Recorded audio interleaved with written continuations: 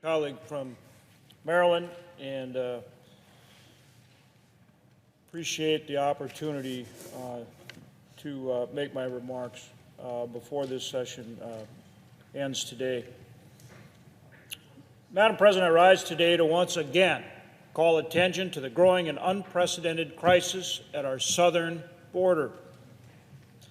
This crisis is the result of the Biden administration's open border policy.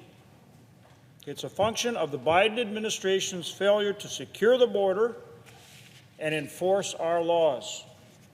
In fiscal year 2022, U.S. Customs and Border Protection, CBP, encountered almost 2.4 million individuals attempting to illegally cross the southern border.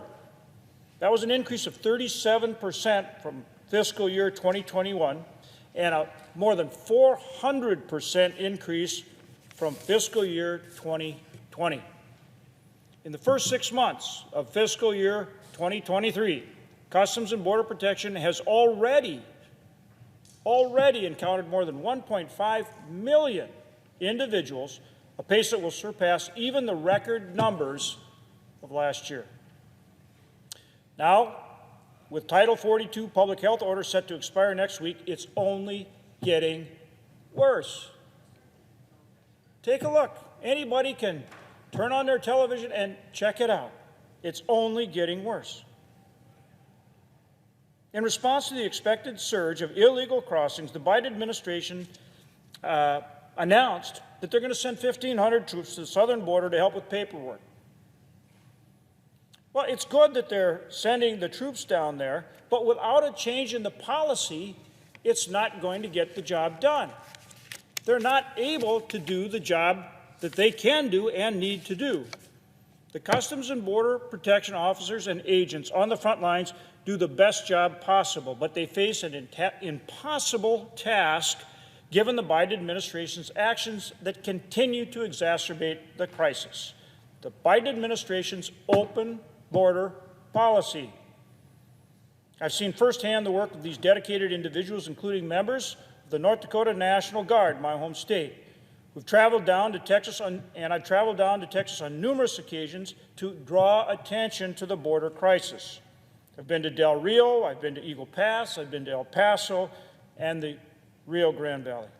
In each of these border towns, it is clear, now more than ever, that more needs to be done. And it's not just stopping illegal migration, it's preventing human trafficking and also to prevent the drug trafficking. This affects every state in our country. I also traveled with a bipartisan congressional delegation to Mexico, to Ecuador, to Colombia, and to Guatemala to outline the need to work with these nations to stop illegal immigration, drug trafficking, human trafficking, to prevent these problems. These are all part of our efforts to draw attention to the problem and outline solutions that will stem the tide of illegal immigration. To stop the crisis, the Biden administration has to change its policy. It has to change its policy. And there are several things that can be done right now to make that happen.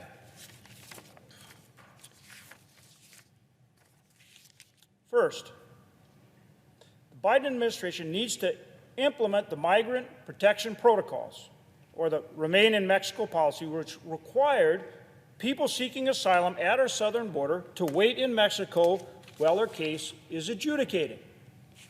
Second, reinstate the Safe Third Country Agreement, which requires that individuals coming from places like El Salvador or Honduras, Guatemala, that they seek asylum in their own country first, or they are returned to their country to await the outcome of their claim.